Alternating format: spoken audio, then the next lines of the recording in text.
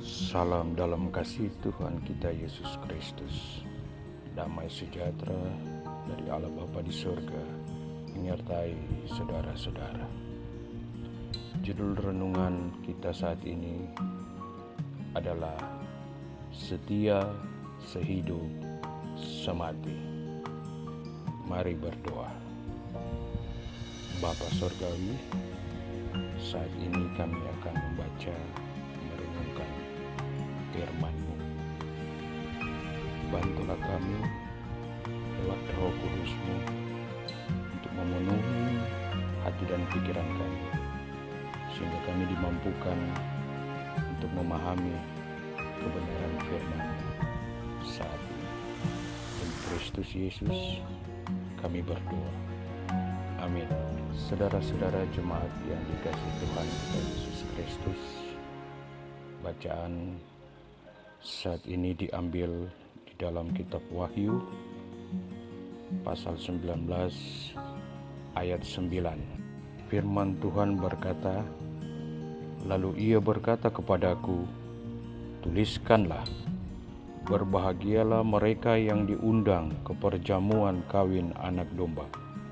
Katanya lagi kepadaku, perkataan ini adalah benar, perkataan dari Allah.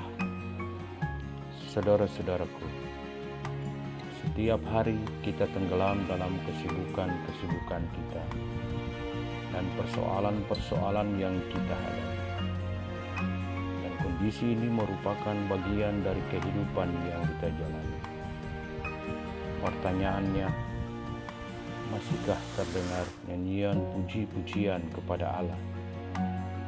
Masihkah kita berucap haleluya, puji Tuhan dalam hidup kita? Karena keselamatan dan kemuliaan dan kekuasaannya selalu beserta kita.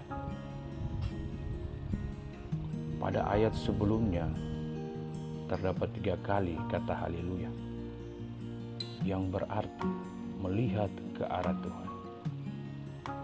Jika demikian, maka melalui pembacaan firman Tuhan saat ini, kita mau dihantar untuk menjalani hidup ini tetap memandang kepada Tuhan.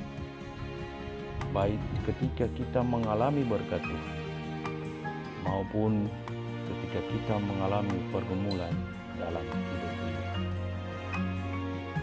Saudara-saudara, nyanyian pujian haleluya pada ayat sebelumnya ini tidak hanya mempunyai maksud untuk memuji Allah, tetapi juga untuk menghiburkan gereja Kristus di tengah-tengah perjuangan dan penindasan dengan pandangan pada kemenangan. Di saat gereja Kristus sedang mengalami penganiayaan yang hebat di bawah kekaisaran Romawi, mereka diajak untuk menyanyikan pujian haleluya atas kejatuhan Babel dan perjamuan anak domba. Hal ini dimaksudkan untuk menguatkan iman jemaat di tengah-tengah penderitaan, bahwa sekalipun mereka mengalami penyiksaan, baik secara fisik maupun psikis, tidak menghalangi untuk memandang kepada Tuhan. Tetapi justru dalam pergumulan berat, mereka harus tetap memandang kepada Tuhan untuk mendapatkan kekuatan dalam menghadapinya. Jemaat yang dikasihi Tuhan Yesus Kristus, Babel merupakan kiasan yang dipakai untuk kerajaan Romawi. Kejatuhan Babel merupakan pukulan besar atas kekuasaan iblis yang menunggangi kerajaan itu untuk melakukan segala tindakannya yang tercela, sampai akhirnya Allah sendiri harus turun tangan dan menghancurnya dengan kekuatan sang anak domba, yaitu Kristus.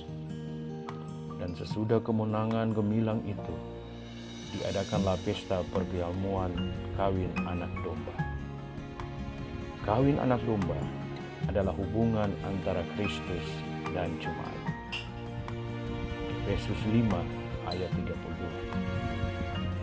semua yang diundang ke pesta itu disebut berbahagia.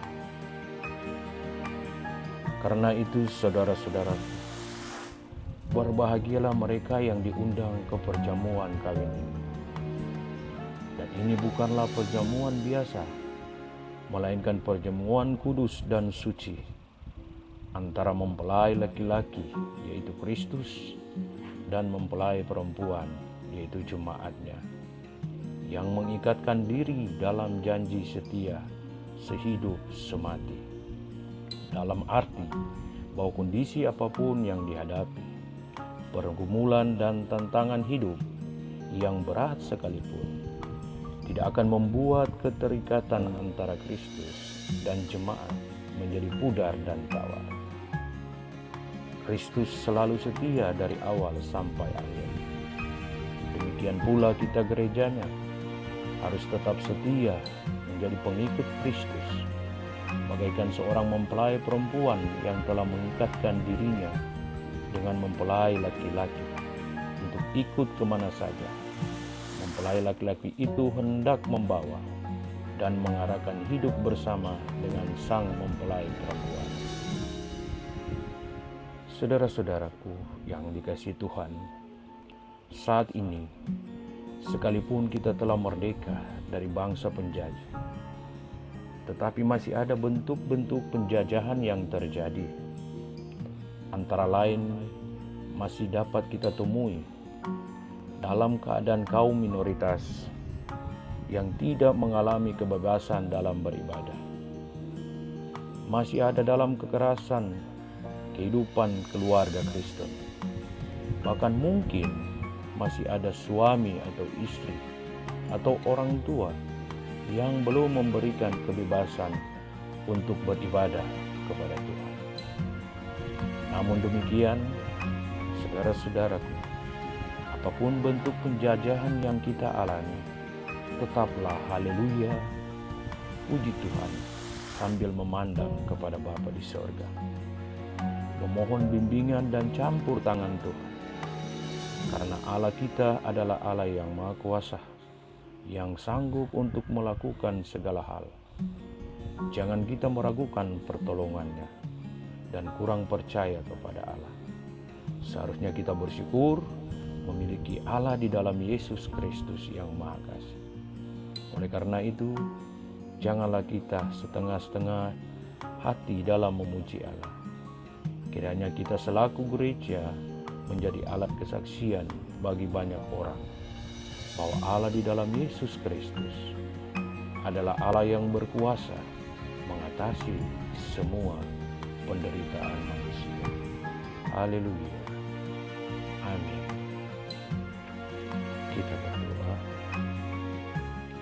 Terima kasih ya Bapa untuk firman-Mu saat ini yang menggerakkan hati kami untuk menghadapi berbagai macam pergumulan hidup ini sambil memandang kepada Yesus yang memberi pertolongan kepada kami. Biarlah hidup kami ini menjadi berkat bagi sesama. Demi Kristus Yesus kami berdoa. Amin. Demikianlah renungan kita saat ini. Semoga bermanfaat dan menjadi berkat bagi sesama kita.